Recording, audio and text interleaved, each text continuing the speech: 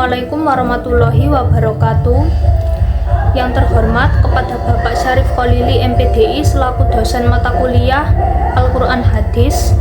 Sebelumnya perkenalkan, nama saya Aulia Anjeli dari Prodi Pendidikan Agama Islam semester 4. Di sini saya akan menjawab soal UTS mata kuliah Al-Quran Hadis poin C, yaitu buatlah narasi singkat mengenai fungsi Al-Quran dan Hadis bagi umat Islam yang gampang dimengerti apabila diajarkan pada siswa MTSMA. Pengertian Al-Quran.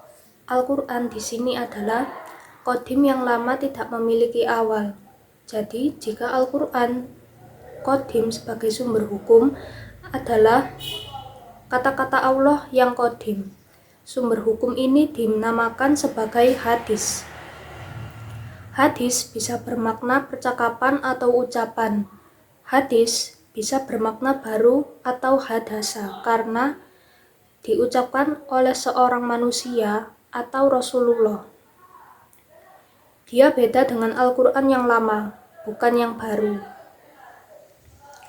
Jadi di sini hadis memiliki fungsi, yaitu fungsi yang pertama, sumber hukum kedua setelah Al-Quran, menjelaskan isi Al-Quran yang masih belum jelas sebagai pelengkap dari Al-Quran.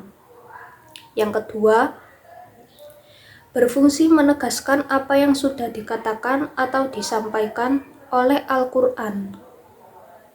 Fungsinya di sini memberikan contoh penjelasan tentang tata cara bertayamum dengan menempelkan tangan ke dinding yang berdebu dengan mengusapkan ke wajah, lalu diusapkan ke tangan, lalu ke siku.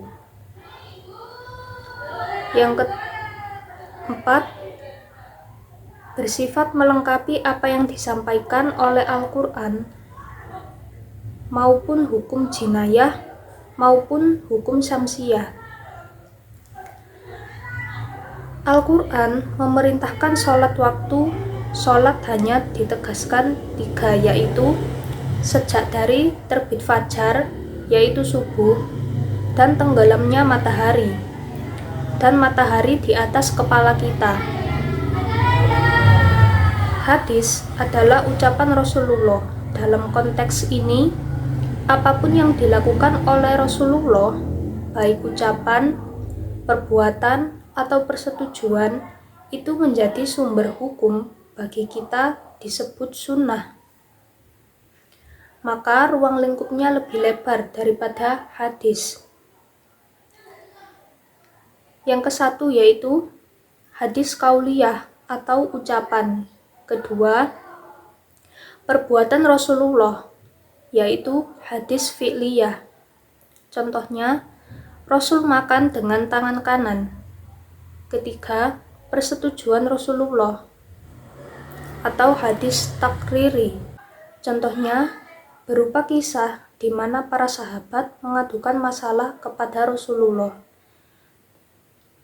Pernah seorang sahabat kumpul dengan istrinya, malam sangat dingin, sang sahabat belum mandi junub. Hadis bisa menjadi sumber hukum adalah ketiga-tiganya. Tetapi hadis yang menjadi pelengkap bagi Al-Quran adalah hadis yang bersifat qauliyah, yaitu hadis yang berbentuk ucapan Rasulullah, maka yang bisa menjelaskan adalah kata-kata. Ada juga yang disebut di asar. Asar adalah ucapan dari sahabat yang tabi'in.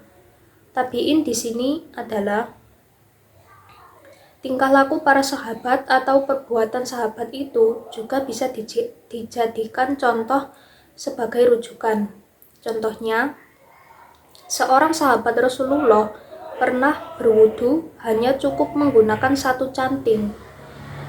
Meskipun hanya 1 canting air, sebagian ahli fikih beranggapan bahwa boleh berwudu dengan menggunakan canting bisa dijadikan sumber hukum dengan 2 alasan, yaitu para sahabat pasti pernah melihat Rasulullah melakukan sesuatu.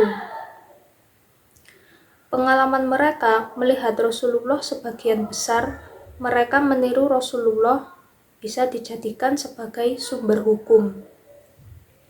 Yang kedua, Rasul pernah bersabda, para sahabat mereka seperti binatang, maka mereka bisa dijadikan petunjuk. Lalu bisa dijadikan teladan bagi umat Islam, dan sebagian besar ulama fikih mengakui hal itu. Asar teladan atau jejak dan para sahabat bertentangan dengan isi hadis. Jadi, sekian penjelasan dari saya. Terima kasih. Wassalamualaikum warahmatullahi wabarakatuh.